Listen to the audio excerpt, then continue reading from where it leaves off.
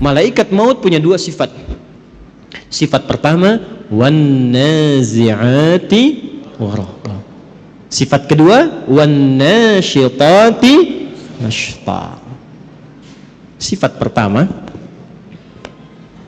ada malaikat maut yang saat mencabut itu dia mencabut sekeras-kerasnya, sedalam-dalamnya. Gini, ini ada duri agak panjang masuk ke dalam tubuh, dalam daging, tapi posisinya bukan vertikal begini, posisinya horizontal begini, terus dipaksa dicabut begini. Kira-kira kebayang nggak rasanya? Ya?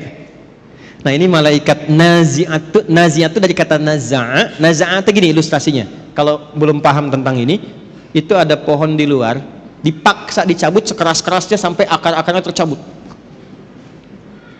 Ya. Problemnya apa? Problemnya kalau pohonnya keras kan nggak sekali cabut.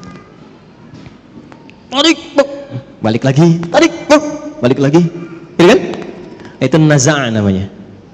Yang mencabut dengan keras dan syiddah, bisyiddah wa unfid, dengan keras dan dalam, itu disebut dengan nazi'at gharqa, sampai ke dalam-dalamnya itu masuk. Jadi dari bawah cabut sampai ke sini. Tarik lagi. Kan ini takut. Kenapa? Karena dia merasa nggak siap untuk pulang. Karena merasa nggak siap, nggak pengen keluar. Tarik lagi, itu ilustrasi begitu. Tarik lagi. Sampai nanti di Quran ada beberapa surat, kamu ini susah sekali, ada yang dipukulin sama malaikat. Tarik lagi, turun lagi, tarik lagi. Ya, mudah bagi malaikat, tarik langsung mudah kan, kuat. Kan, tapi ingin menunjukkan bagaimana keadaan orang-orang di golongan pertama yang disampaikan oleh Al-Quran, betapa mencekamnya keadaan saat dia pulang. Ini sampai Allah kirimkan khusus dalam suasana itu malaikat yang memang bengisnya luar biasa untuk mencabut. Siapa golongan ini? Ya, satu. Dah. Nah, jangan lu dijawab, tenang. Dua. Wan nasyitati nashta. Nasyitah itu kalau diartikan ke gerakan, satu gerakan yang lembut, halus, tak terasa sudah berubah, bergerak, berpindah.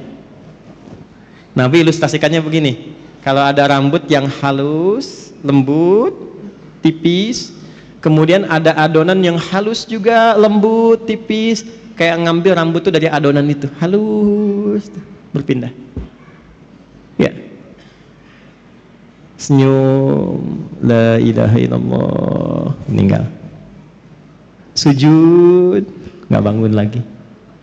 Lagi baca Quran, cuman begini, la ilaha illallah, meninggal. Dan menariknya, yang seperti itu sekarang sudah banyak ditampakkan lewat video. Tuh, kalau sudah Allah tampakkan ayatnya menjadi kauniyah dan belum sadar juga, maka dengan cara apa lagi Allah berikan hidayah untuk bertobat? Antum klik deh ya, klik misalnya di YouTube dah, ya, wafat husnul khatimah, orang syekh mengajar meninggal, baca Quran wafat, sujud wafat, klik, lihat bagaimana cara wafatnya.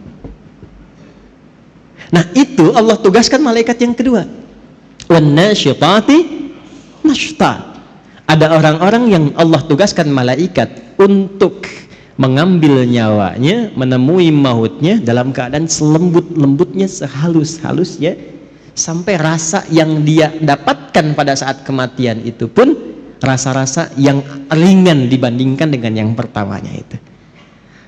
Kalau narik rambut yang halus dari adonan yang halus itu masih ada rasanya nggak? Masih terasa kan, tapi ringan kan, lembut. Itulah yang menyebabkan orang kadang berkeringat saat meninggal itu. Ya, diambil, tenang dia meninggal, tenang, tapi ada rasanya, ada. Nanti kalau sudah waktunya terasa juga gitu kan, berkeringat ada, tapi halus, lembut, tenang, enak. Nanti insya Allah kita jemput itu, gak usah khawatir, gak usah takut. Takut itu justru tanda tanya. Kok takut pada sesuatu yang pasti? Yang nggak pasti itu yang kita takutkan, yang pasti nggak usah ditakutin. Enggak. Allah Akbar. Enggak. Antum enggak takut pun kejadian juga. Terus ngapain takut? Ya. Jadi yang ditakutkan tuh yang belum pastinya. Nah, yang belum pasti itu bekalnya, amalnya apa? Begitu itu tidak pasti, itu yang kita khawatirkan karena nggak punya harapan untuk setelahnya. Baik, kita bahas yang kedua dulu sebelum tadi yang pertama saya kasih tanda tanya. Siapa orang-orang yang dicabut dengan lembut itu? Yang tenang itu, yang nyaman itu. Sampai malaikat yang ditugaskan pun oleh Allah disifati dengan nasyitati nashta. Pakai waw, wawunya ataf kepada qasam, qasamnya sumpah. Saya bersumpah, kata Allah, ada di antara hambaku yang aku kirimkan hanya malaikat yang lembut untuk mencabut nyawanya. Sumpahnya Allah mengirimkan malaikat yang lembut, selembut-lembutnya untuk mencabut nyawa hambanya. Siapa hamba yang dimaksudkan di sini? Teruskan dulu ayatnya. Was-sabihati sabha, fas-sabiqati sabqa, fal-mudabbirati amra, sampai ayat 5. Allahu Akbar. Ini kuncinya. Was-sabihati di sini masih pakai qasam. Sabihati sabha. Setelah itu pakai fa litertib. Fas-sabiqati sabqa. Pakai fa. Fas-sabiqati sabqa. Setelah itu apa? Fal-mudabbirati amra. Fal-mudabbirati amra. Dah sampai sini, sampai ayat 5. Ini kuncinya. Ini sindiran halus dan tajam sekali. Siapa orang-orang yang akan dicabut dengan lembut, dipisahkan dari kehidupan dunia yang mungkin dia alami keras. Jadi menariknya begini, ada orang-orang yang saat hidup di dunianya ini mungkin mengalami kejadian yang keras, tidak mengenakan, kasar dan sebagainya. Tapi ketika meninggal lembut sekali, halus, dan bahkan viral dia di alam langit. Bagaimana orang-orang ini kemuliaannya? Allah contohkan lewat tugasnya malaikat. Selain yang mencabut nyawa dengan 2 sifat ini, kata Allah, aku tugaskan juga dengan 3 tipikal pokok malaikat. Nah, 3 inilah sebetulnya sebagai isyarat karakter amal untuk kita demi menjemput kematian yang husnul khatimah. Was-sabihati sabha, aku bersumpah, aku juga siapkan malaikat yang tugasnya hanya bertasbih dengan cepat, dengan indah, dengan kuat. Oke, pelan-pelan. Teman-teman masih ingat gak waktu saya sampaikan tadi dibuka di awal mukaddimah? Ibadah itu ada yang sifatnya apa yang pertama?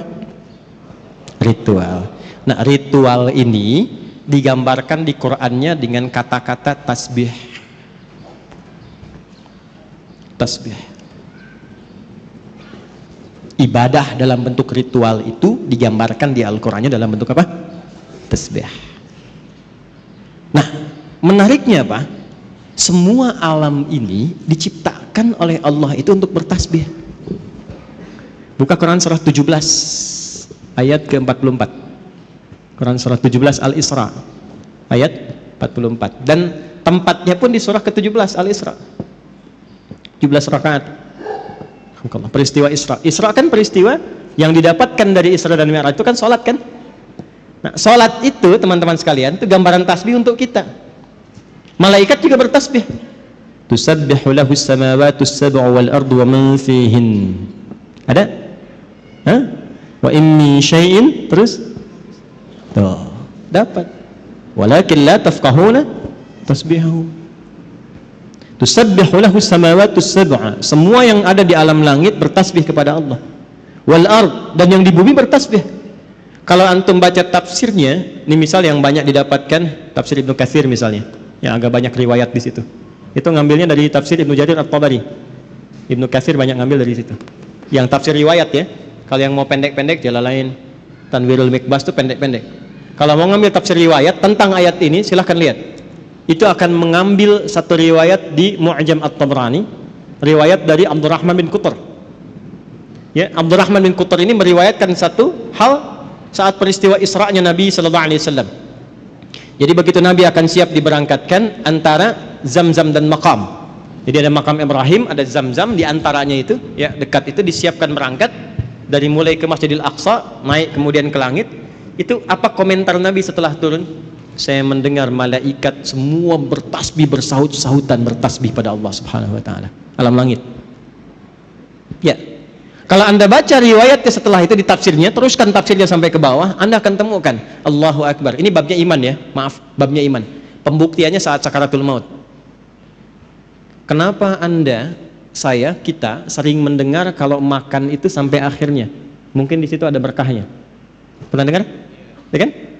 Karena setiap makanan dan minuman yang kita makan dan minum, itu sekalipun kita konsumsi, dia masih bertasbih kepada Allah Subhanahu wa taala. Riwayatnya ada. Baca tafsirnya. Ini bukan saya pribadi, bukan. Ngaji tafsirnya, lihat.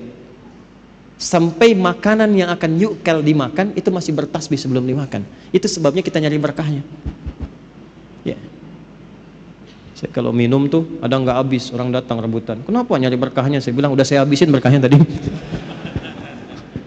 Canda aja. Itu gambaran.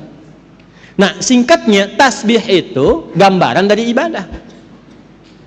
Inti sholat itu kan di ruku dan sujud. Ya Maryam uqnuti li rabbiki wasjudi warka'i ma'ar. Ya, inti sholat itu, inti paling pokoknya dari sekian rukun sholat itu di ruku dan sujudnya. Sebagai penghambaan kita kepada Allah, ruku dan sujud.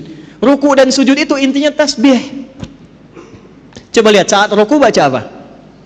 Subhana rabbiyal azim, tasbih. Saat sujud, subhana rabbiyal, intinya tasbih. Di tasbih itu jangan diartikan subhanallah saja, bukan. Tasbih itu kata atau kalimat singkat yang mewakili sifat-sifat ibadah kita kepada Allah dalam bentuk ritual.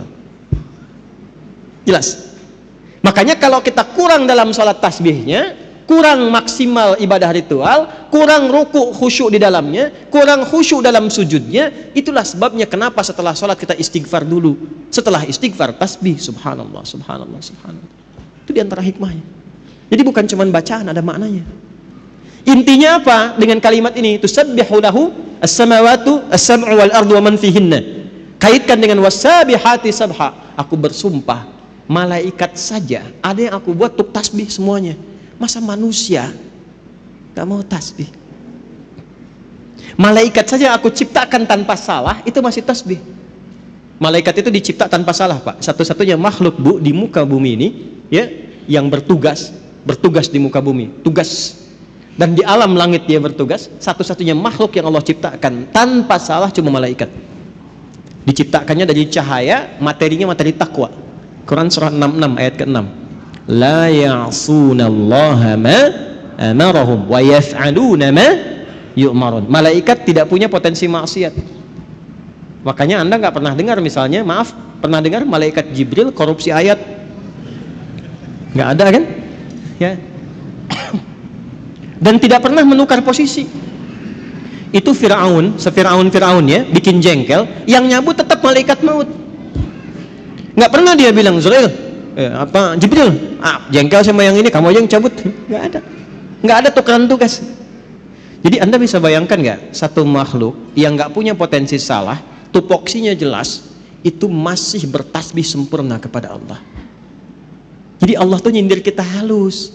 Kamu ini manusia, aku berikan fasilitas, kenyamanan, kedamaian, ketentraman. Aku siapkan pedomannya. Ini yang nyaman, ini yang tenang. Hindari maksiat, ini resikonya. Cari bekal untuk pulang.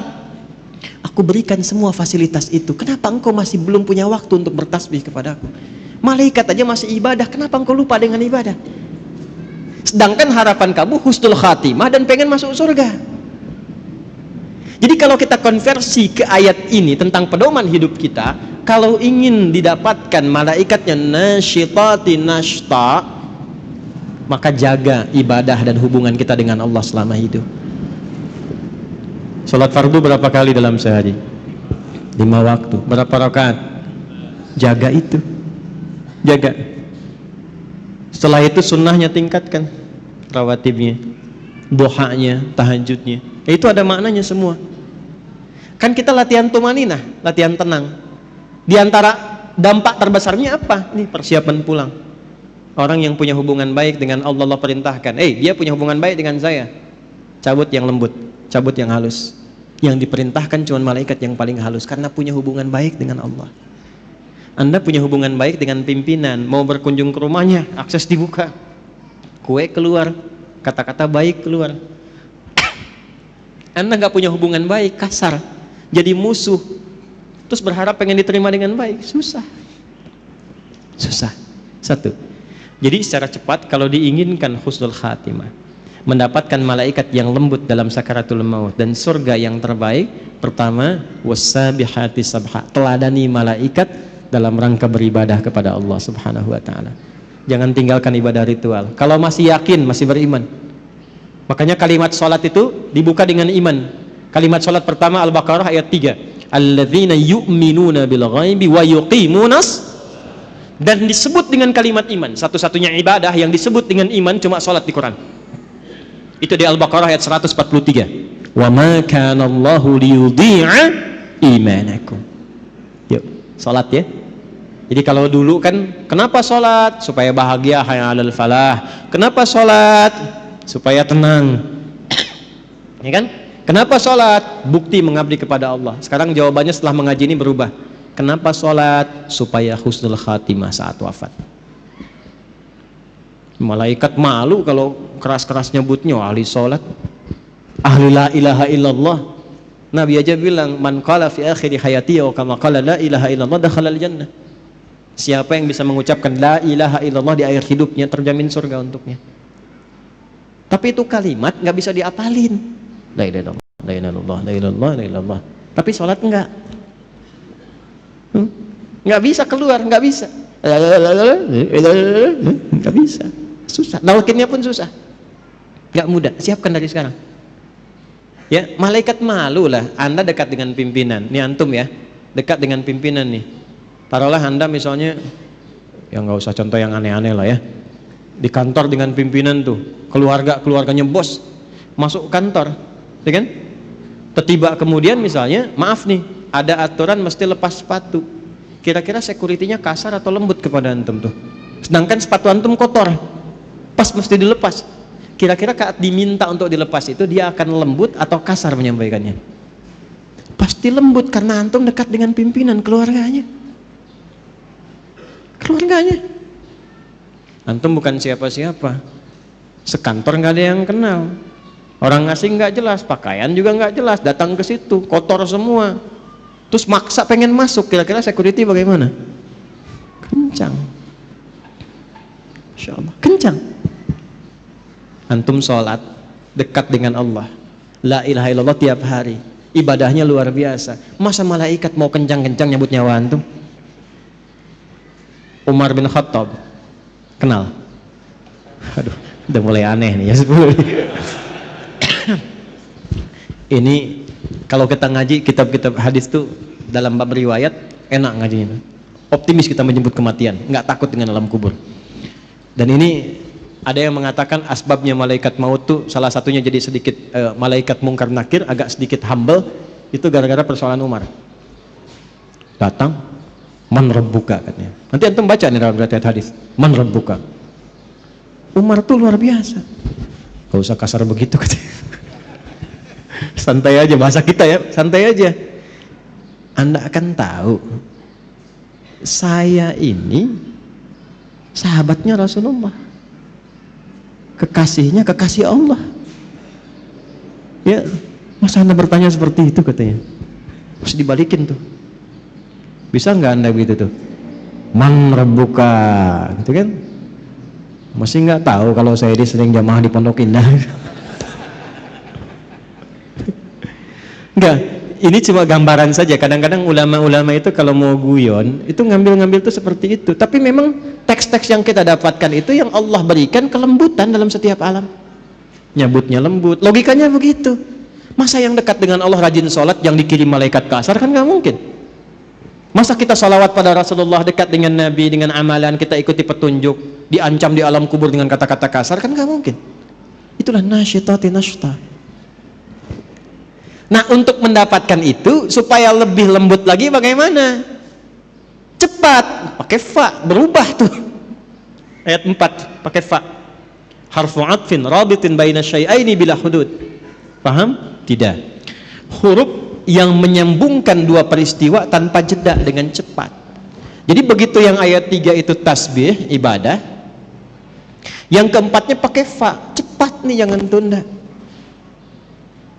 Apa yang dipercepat? Sabiqatis sabqa. Ada malaikat yang berlomba mencatat amalan. Ini yang dicatat tuh siapa amalannya? Kan nggak mungkin malaikat catat amalan sendiri. Malaikat turun ke bumi catat amalannya sendiri, nggak mungkin. Ini tanda dari Allah. Ada malaikat yang lomba-lomba cepat-cepat. Ngapain cepat-cepat? Mencatat amal hamba. Siapa yang dicatat itu? Dalilnya mana untuk menegaskan ini? Al-Baqarah ayat 148. Ketemu kalimat sabaknya. Quran surah 2 ayat 148. Walikulli wijhatun huwa muwalliha. Sama dengan fa di sini, fa di sana. Fastabiqul khairat. Fastabiqul khairat. Tuh. Tuh. Kencengin tuh. Ini maksudnya. Kencengin. Supaya optimis kita. Di sini fasabiqatus sabqa, ya, fasabiqatis sabqa, di sini fastabiqul khairat. Walikulli wijhatun huwa muwalliha. Setiap hamba yang ibadah itu pasti punya kecenderungan fokus pada ibadah tertentu. Contoh, ada yang senang tahajud, belum konsisten puasa sunnah. Tahajud rutin tiap malam, tapi Senin Kamis belum puasa. Ada yang puasa Senin Kamis tapi tahajud belum, ya kan? Ada yang sudah sholat puasa Daud, bahkan sholat Daud nggak ada. Ya, puasa Daud yang ada, ya. Senin puasa, Selasa tidak, Rabu puasa, Kamis sholat Daud nggak ada. Subuh sholat, duhur tidak, asar sholat, maghrib, nah itu nggak ada. Ya. Ini sudah puasa Daud, tapi tilawah Quran belum. Quran juga unik, ada yang senang baca tapi belum menghafal. Ada yang senang hafal tapi nggak tahu arti. Ada yang senang kajian, ngaji artinya, tafsir, tapi juga baca belum optimal. Ada yang begitu. Nah sekarang maksudnya apa? Kita itu saat sebelum pulang siapkan amalan-amalan favorit yang kita pilih di dunia sebagai bekal andalan kita pulang itu apa? Supaya malaikat berlomba-lomba mencatat. Ayo kita berlomba-lomba. Dan ini dijamakkan, fastabiqul khairat. Semuanya baik kata Allah itu, tapi silahkan berlomba. Yang ini puasa Senin, ya kan? Antum belum sanggup puasa, saya mau konsisten dengan rawatib dulu. Ya. Saya belum sanggup menahan lapar, tapi saya bisa sanggup menahan lelah saya untuk mengerjakan rawatib. Ya udah, alihkan tenaga ke sini. Ya. Jelas?